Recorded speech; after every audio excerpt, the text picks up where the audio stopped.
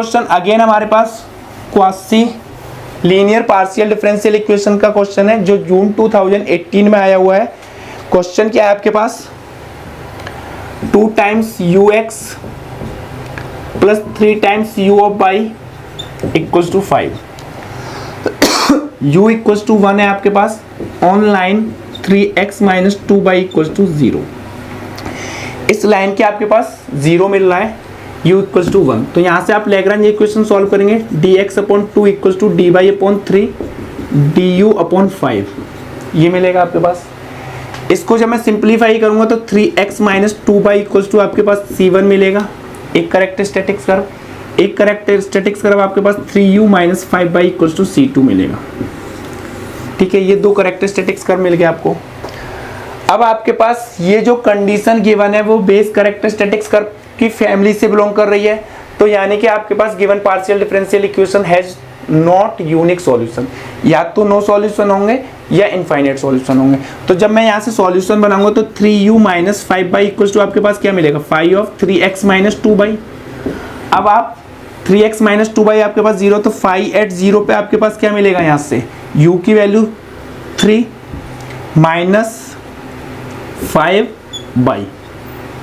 ठीक है, as it is. तो यानी कि आपके पास यहाँ से अगर आप वेरीफाई करेंगे तो आपके पास लेफ्ट हैंड साइड में फाई आर्बिट्री फंक्शन है, उसमें आप कुछ भी इनपुट डालोगे तो वो रियल वैल्यूड फंक्शन है, तो आपके पास कांस्टेंट क्वांटिटी देगा। और जबकि राइट हैंड साइड में आपके पास वेरिएबल है, तो ऐसा पॉसिबल नहीं है, तो कोई भी फंक्शन एग्जिस्ट नहीं कर रहा। तो जब भी इस टाइप की सिचुएशन होगी तो आप फंक्शन को चेंज करके देखेंगे, यानी कि 3x minus 2y equals to आप इस टाइप से भी तो सॉल्यूशन लिख सकते हैं, 3u माइनस 5y। तो जब यहाँ यूज करेंगे आप तो 3x minus 2y equals to 0 है, तो यहाँ से आपके पास क्या मिलेगा, 5 of 3u minus 5y, 3u minus 5y। अब आपके पास y की वैल्यू यूज करेंगे क्योंकि 2y minus equals to 3x, तो y equals to 3y 2x पे। तो यहाँ से 5 3 minus 5 upon 3y 2x equals to 0। तो यहाँ से आपके पास इनपुट कुछ भी डालिए, आउटपुट क्या मिल रहा है आपके पास 0। तो यहाँ से आपके पास जो गिवन पार्शियल डिफरेंशियल इक्वेशन के पास सॉल्यूशन मिलेगा वो कौन सा मिलेगा,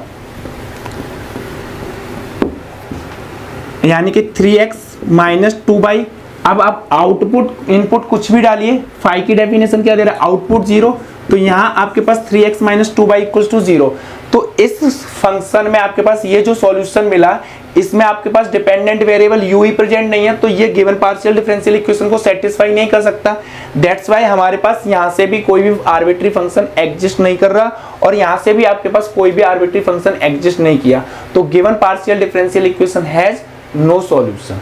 तो जब भी नो सॉल्यूशन का केस या इस टाइप की प्रॉब्लम आएगी आपके पास, तो आप बोथ साइड से सॉल्यूशंस को वेरीफाई करेंगे। ऐसा क्यों कर रहे हैं, क्योंकि आप सॉल्यूशंस को f of u equals to 0 और f of u equals to v और v equals to u equals to f of v, इन दोनों फॉर्म में सॉल्यूशन लिखते हैं। अगर हमारे पास नो सॉल्यूशन का मीनिंग क्या है, आपके पास कोई भी फाई जो भी f फंक्शन है एग्जिस्ट नहीं कर रहा। अगर f यहाँ से एग्जिस्ट नहीं कर रहा तो यहाँ से भी आपके पास ऐसा कोई सॉल्यूशन एग्जिस्ट नहीं करना चाहिए जो गिवन पार्शियल डिफरेंशियल इक्वेशन को एग्जिस्ट करे। जैसे यहाँ आपके पास f फंक्शन एग्जिस्ट तो क्या था, वो क्या किया था आपके पास 0 फंक्शन, बट वहां से जब सॉल्यूशन मिला था वो क्या मिला था, 3x minus 2y equals to 0। तो जब इस सॉल्यूशन में आपके पास डिपेंडेंट वेरिएबल ही प्रेजेंट नहीं है तो वो आपके पास सॉल्यूशन बनेगा ही नहीं।